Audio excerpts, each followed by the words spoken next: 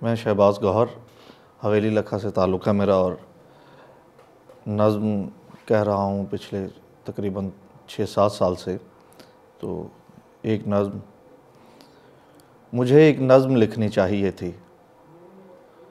मुझे एक नज़्म लिखनी चाहिए थी हस्पतालों में पड़े बीमार पुरसों पर।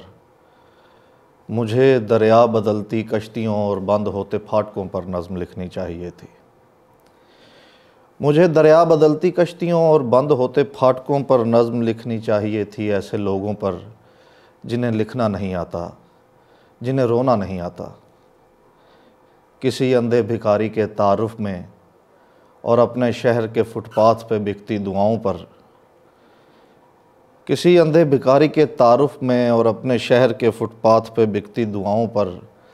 किसी ऊंची इमारत पर जहाँ कोई न जाता हो, किसी भूखे सिपाही पर जिसे लड़ना ना आता हो। किसी ऊंची इमारत पर जहाँ कोई न जाता हो, किसी बूढ़े सिपाही पर जिसे लड़ना ना आता हो। किसी औरत के भद्दे जिस्म पर, दीवार से लटकी हुई तलवार पर और बंद कमरों पर।